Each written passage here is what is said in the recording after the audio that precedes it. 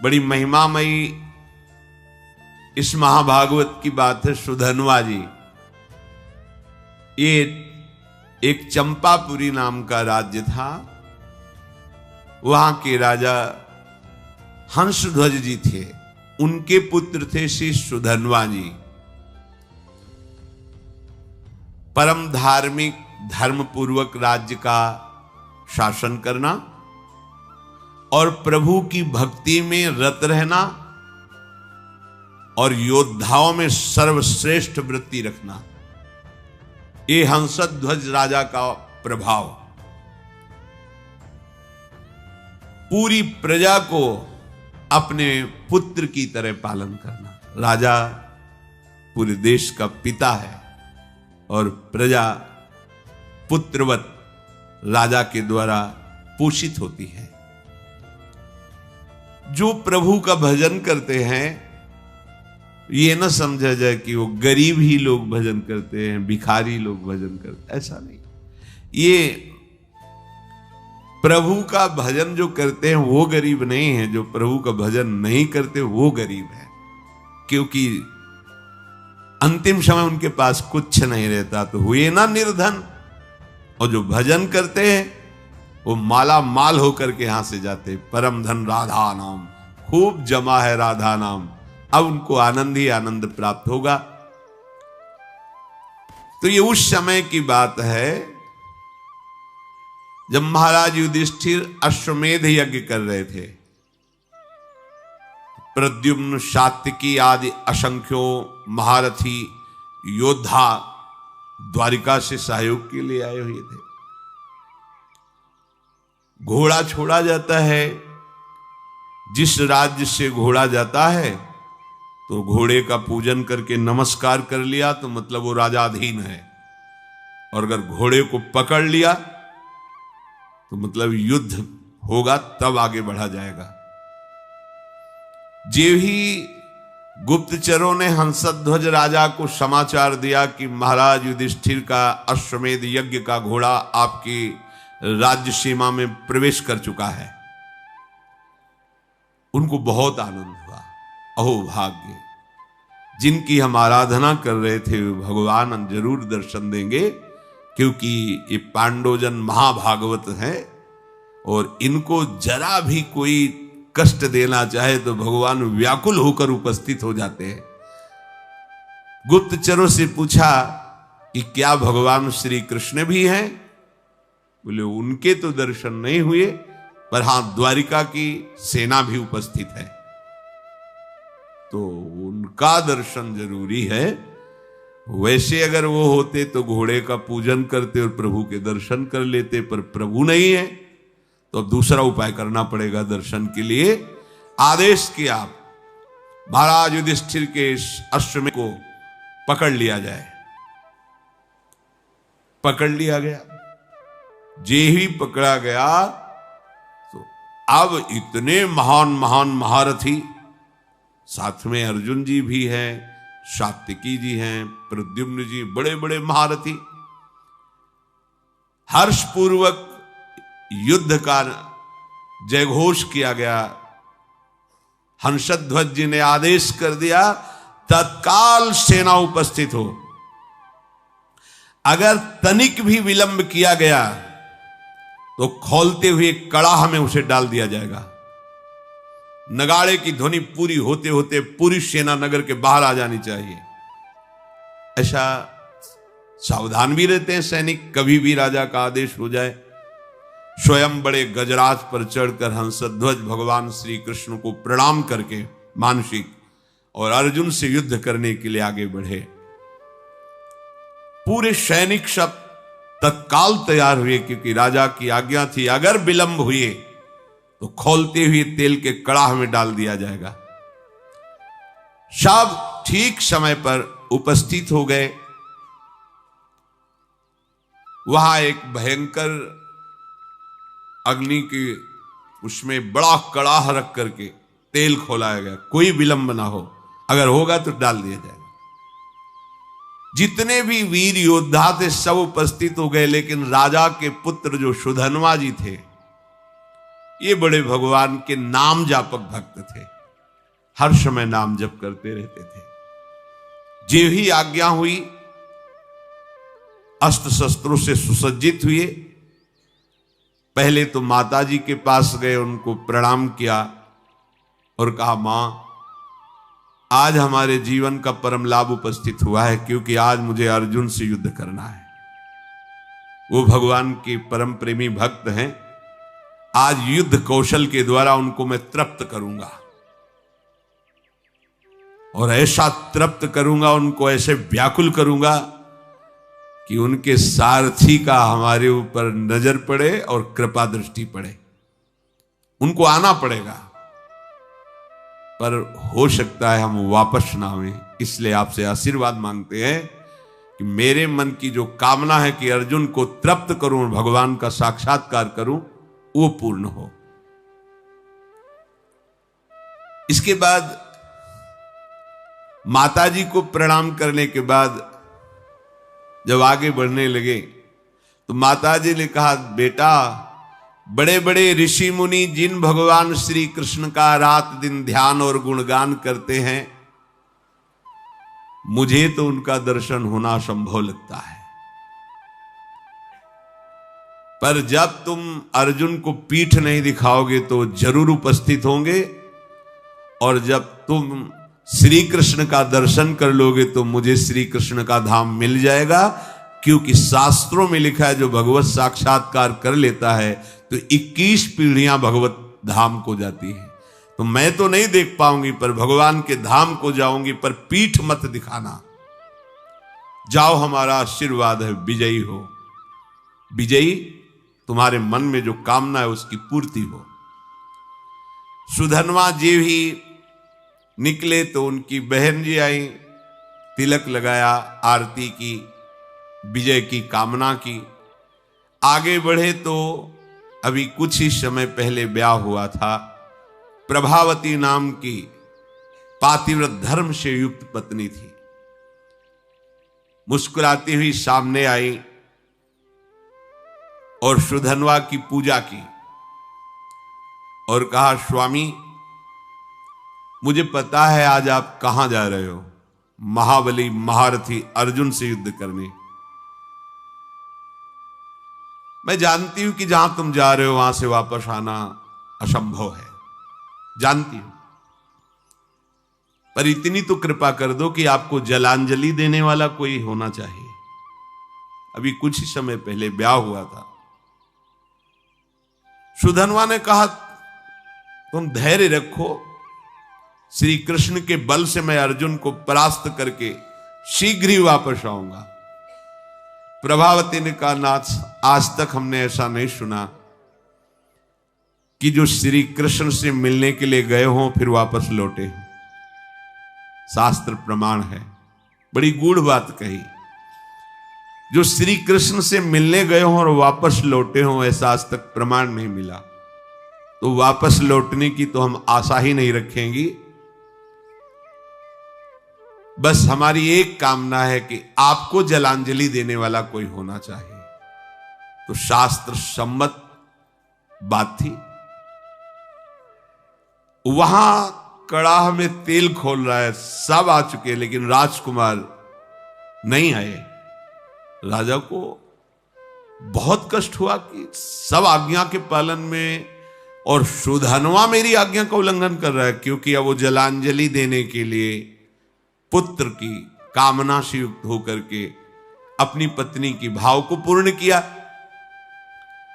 उनको तो पता नहीं, तो जल्लादों को तुरंत भेजा, सुधनवा को पकड़कर लाया जाए, खोलते कड़ाह में डाल दिया जाए। राजाज्ञा बड़ी विचित्र होती है। वो अपराधी साबित हो गए हैं, क्योंकि विलंब हो गया, राजाज्ञा का उल्लंघन किया। जे ही राजा की आज्ञा हुई, वो जल्लाद प्रकृति के सैनिक तत्काल गए और सुधनवा स्नान आदि करके पवित्र होकर बाहर निकल रहे थे। तुरंत सुधनवा से कहा कि महाराज का आदेश है, आपको बंदी बना लिया जाए और कड़ाह में डाल दिया जाए, क्योंकि आप विलंब हुए हैं। उनका एक बार पिताजी के सामने तो पहुंचने दीजिए। गए, पिता को प्रणाम किया। हंसध्वज ने कहा, हमारी आज्ञा का उल्लंघन का जो निर्णय किया गया है वही इनके साथ बर्ताव किया जाए। जो शंख और लिखित नाम के आचार्य थे, उनके हर राजा के पास आचार्य कोटि के महापुरुष की सलाह मिलती थी। जैसे परम ज्ञानी जनक जी हैं, पर सदानंद जी विराजमान हैं। चक्रवर्ती सम्राट महाराज दशरथ तो वशिष्ठ जी विराजमान हैं। देवराज इंद्र तो बृहस्पति जी विराजमान। पहले ऐसा होता था कि सम्राटों के ऊपर, राजाओं के ऊपर महाराज विराजमान होते थे और कोई भी समस्या का समाधान उन्हीं से लिया जाता था। ये पुरोहित जो शंख और लिखित थे, ये जलते थे सुधनवा से, क्योंकि सुधनवा निरंतर नाम जप करते हुए भगवत आराधना में ये उनको पसंद नहीं था। तो कई बार तर्क वितर्क किया था। अब उनको अवसर मिला। राजा हंसध्वज ने पूछा कि आचार्य प्रवर, आपका क्या आदेश है इस विषय में? उनका जो आपकी आज्ञा हुई उसका पालन किया जाए, अर्थात इनको खोलते हुए कड़ाह में डाला जाए। स्वभाव से ईर्ष्या रखने वाले ये शंख और लिखित आचार्य ने खोलते कड़ा में सुधनवा को डालकर उनका जीवन अंत कर दिया जाए, ऐसा ही दस्तखत कर दिया। यदि आप अपने पुत्र के मुंह में आकर के अब हमारी लिखित बात को काटते हैं तो हम दोनों आपको छोड़ देंगे। अब तो चांस ही नहीं।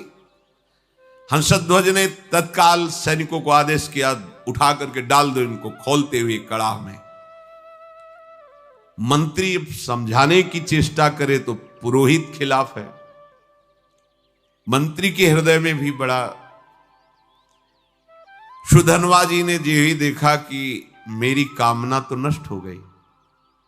मेरी कामना थी अर्जुन को युद्ध में इतना व्याकुल करूंगा कि भगवान पधारेंगे और मैं उनका दर्शन पाऊंगा। अब तो कड़ाह में डाल दिया जाएगा। तो चलो, जैसी भगवान की इच्छा।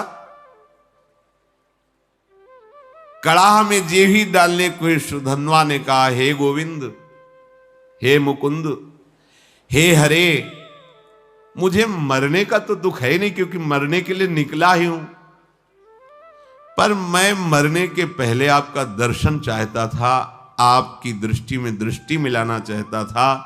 आप अर्जुन के पक्ष में होकर मुझे कैसे देखते हैं ये देखना चाहता था, सो अधूरा रह गया। यदि अर्जुन के बाणों से बिंधता और आप हमारी तरफ देखते तब मुझे आनंद मिलता।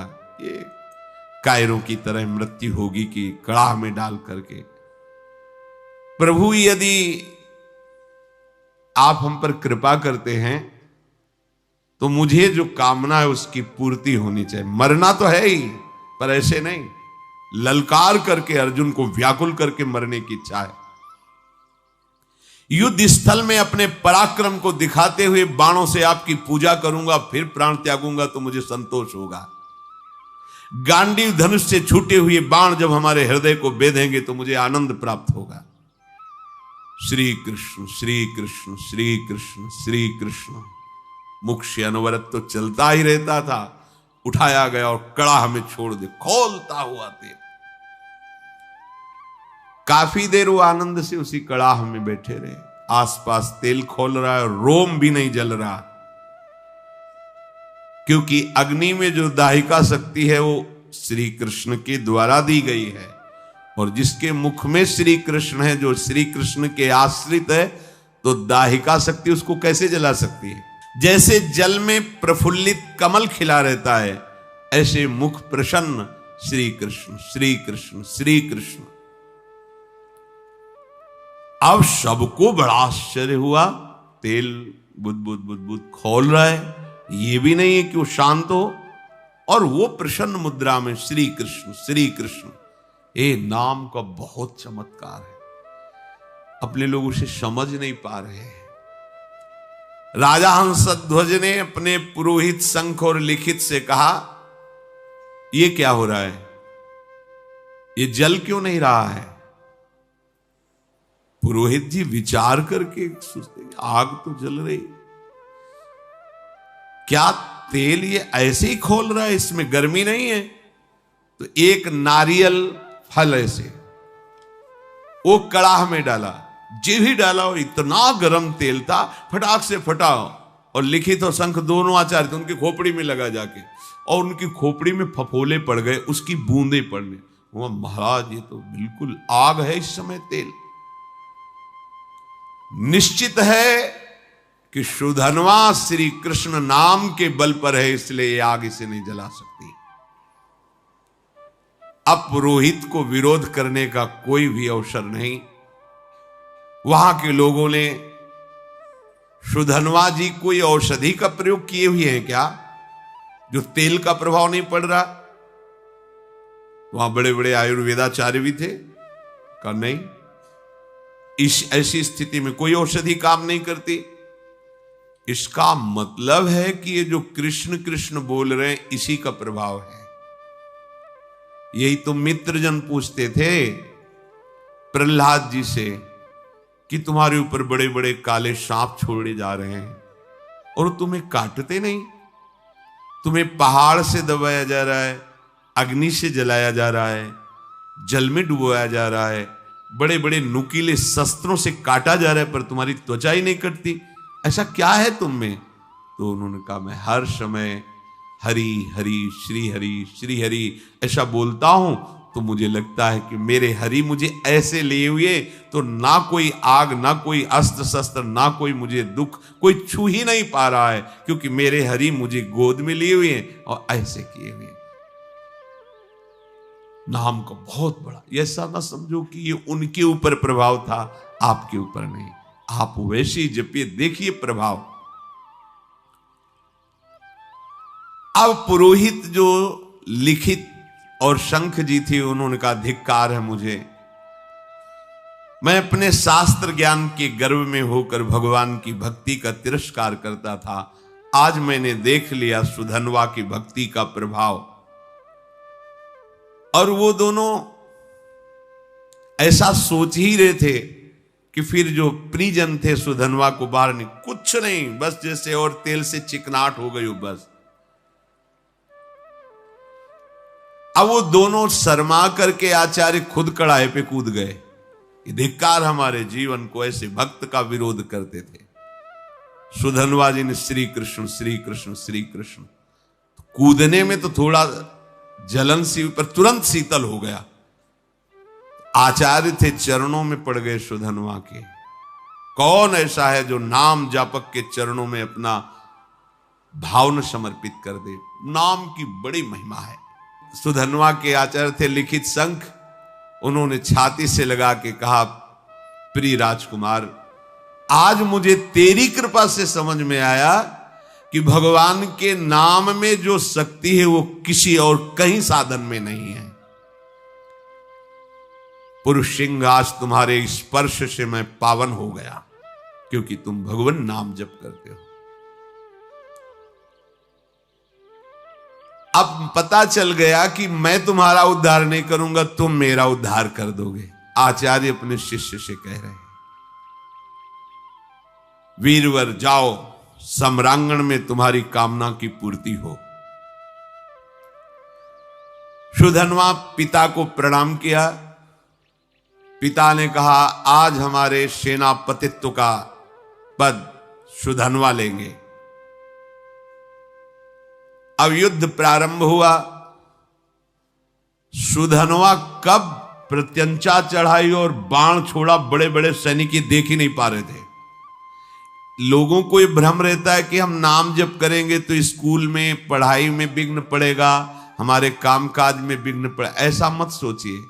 नाम जप करोगे तो आप बहुत अच्छे विद्यार्थी होगे, नाम जप करोगे तो आप बहुत अच्छे किसान होगे, नाम जप करोगे तो आप बहुत अच्छे, जो भी जिस मार्ग में जाओगे बहुत अच्छे बन जाओगे, क्योंकि बुद्धि पवित्र होगी और भगवान नाम की सामर्थ्य है, तो आप जो चाहोगे कर सकते हो। जब अर्जुन ने देखा कि ये 9 राजकुमार बड़े बड़े महारथियों को भी मूर्छित करता हुआ आगे बढ़ता जा रहा है, तो स्वयं वो अपने गांडीव धनुष की प्रत्यंचा खींची और सामने आकर खड़े हो गए। अर्जुन ने कहा है राजकुमार, अब तुम किसी साधारण वीर के सामने नहीं खड़े हो, गांडीव धनुषधारी अर्जुन के सामने खड़े हो।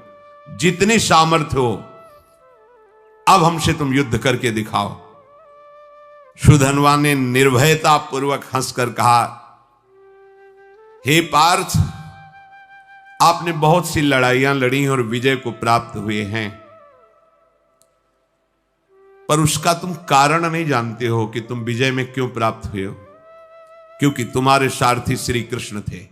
इस समय तुम हमारे सामने टिक नहीं सकते क्योंकि तुम्हारा सारथी नहीं बैठा है, श्री कृष्ण नहीं है। तो यद्यपि तुम महावीर हो पर तुम मेरे सामने नहीं टिक सकते।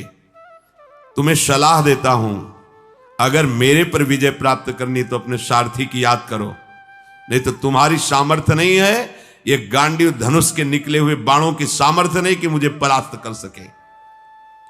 एक बालक के मुख से ऐसी चुनौती, अर्जुन जी परम धनुर्धर, दिव्यास्त्रों का ज्ञान, क्रोधित होकर सुधन्वा पर बाणों की वर्षा शुरू कर दी। सुधन्वा जी ने हंसते हंसते एक एक बाण को तिल तिल के समान काट के गिरा दिया। अर्जुन जी को लगा आज तक ऐसा भी, बाणों को काट देना अलग बात, लेकिन हर बाण को तिल तिल काट के बाणों की वर्षा हो रही। बाणों को काटते हुए अपने बाणों से ध्वजा, धनुष, प्रत्यंचा सब पर चोट पहुंचा दी। सुधन्वा ने ध्वजा काट के गिरा दी, प्रत्यंचा काट दी, गांडीव पर प्रहार किया और अर्जुन के सारथी को भी घायल कर दिया और कहा, कहां गया तुम्हारा वो पुरुषार्थ गांडीव धनुषधारी अर्जुन। बिना प्रत्यंचा का धनुष, बिना ध्वजा का रथ, सारथी बेहोश। आश्चर्य में पड़ गए कि ऐसा वीर बालक तो हमने देखा ही नहीं। अब उनके मुख से हर समय चल रहा है जो भगवान का आदेश, मामनुस्मर युद्ध च कृष्ण कृष्ण कृष्ण कृष्ण। आप तो बहुत बड़ी बड़ी बातें कर रहे थे, देखा बालक का चमत्कार, मुझे बालक कह रहे थे, अब कहो तो आपको बाणों से घायल करके ऐसी दशा में पहुंचा दूं जो वीर पुरुषों को शोभा नहीं देती। अब भी अवसर है, याद करो अपने सारथी को और बुला लो, क्योंकि यही इच्छा थी कि एक बार श्री कृष्ण को देखूं। अर्जुन को लगा कि जब इस हालत में पहुंचा दिया तो अगला बाण तो हमें मूर्छित करके गिरा देगा। जो ही स्मरण किया, भगवान दौड़ते हुए आ गए। यही है भगवान का वात्सल्य। जैसे मां, तो मां कहीं भी वो आवाज पड़ते ही भाग के आ जाएगी, लेकिन उनके लिए जिन्होंने केवल भगवान को अपना माना है, केवल, अगर दूसरा कोई है तो रुके रहेंगे, ध्यान रखना। अगर दूसरा कोई बल नहीं है तो उसी समय आपको अनुभव होगा, आ गए प्रभु। जैसे द्रौपदी जी को अनुभव हुआ, वस्त्र रूप में आ गए प्रभु। मन ही मन भगवान को पुकारा, ते ही दया में भगवान दौड़ते हुए आए और सारथी जो मूर्छित था उसको हटाकर अर्जुन की घोड़े की जो बागडोर थी पकड़ ली सुधन्वा ने, क्योंकि पूरे जन्म में यही आशा थी, एक बार देखो ओ नील मेघ श्याम की कांति, अभयद भुज दंड मूल पीनन सानुकूल, कनक निकस लसित कुल दामिनी धर की। ऐसे सुंदर नेत्र, ऐसा पीता, पहले तो शोभा का पान करता रहा। जी भर के दर्शन किया, रथ से उतरा, प्रणाम मुद्रा में हुआ, क्योंकि आराध्य देव है। बस रोष में आके फिर रथ में, और पार्थ अब संकोच मत करना, तुम्हारी विजय होगी। ये देखो भगवत भक्तों का हृदय कैसा होता है। जिसके पक्ष में भगवान है, मैं कहता हूं तुम्हारी विजय होगी। पर मेरे पर विजय प्राप्त करने के लिए तुम्हें पुरुषार्थ दिखाना होगा। ऐसे नहीं कि मैंने धनुष रख दिया तुम्हारी विजय हो जाएगी। अर्जुन ने कहा, वीर आज मैं तुम्हारे सुंदर मस्तक को 3 बाणों के द्वारा काट कर गिराऊंगा। यदि मैं श्री कृष्ण के सामने तुम्हारे सिर को ना गिरा सकूं तो मेरे जितने पूर्वज हैं सब पुण्यहीन होकर के नरक में गिर जाएं। ये मैं प्रतिज्ञा करता हूं। सुधन्वा ने कहा, पार्थ, मैं श्री कृष्ण के सन्मुख प्रतिज्ञा करता हूं कि आपके तीनों बाणों को अपने पास नहीं पहुंचने दूंगा, बीच में ही काट के गिरा दूंगा और 3-3 टुकड़े करूंगा, और ऐसा ना करूं तो मुझे घोर दुर्गति प्राप्त हो। महाबली सुधन्वा ने 10 बाणों के द्वारा अर्जुन को, 100 बाणों के द्वारा श्री कृष्ण को, 1 बाण रथ पर चलाया जो कुम्हार की चाक की तरह पूरे रथ को उठा के घुमाने लगा, और 100 हाथ दूर फेंक दिया सुधन्वा ने। 100 बाण भगवान की पूजा में, 10 बाण अर्जुन की पूजा में, और 1 बाण मारा, रथ ऐसे चक्राकार होकर 100 हाथ दूर गिरा जाकर के। भगवान श्री कृष्ण बोले, धन्य है वीर, धन्य है। अर्जुन बिना समझे बूझे प्रतिज्ञा कर ली, पितरों को नरक भेजना है क्या? सुधन्वा देखो कितना महाबली है। सुधन्वा की शक्ति देखी तुमने? ओ श्री कृष्ण श्री कृष्ण श्री कृष्ण श्री कृष्ण नाम चल रहा है। अर्जुन ने कहा, प्रभु उसकी प्रशंसा क्यों की?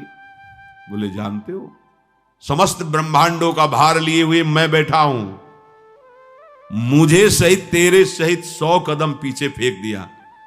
बोले, प्रभु इसका इतना बल कहां से आ गया? बोले, ये बहुत जोरदार है, तो निरंतर नाम जप कर रहा है, और दूसरा ये एक पत्नी व्रत है। बोले, ये एक सुदृढ़ पत्नी व्रत है, इसलिए हमको दूर फेंक दिया।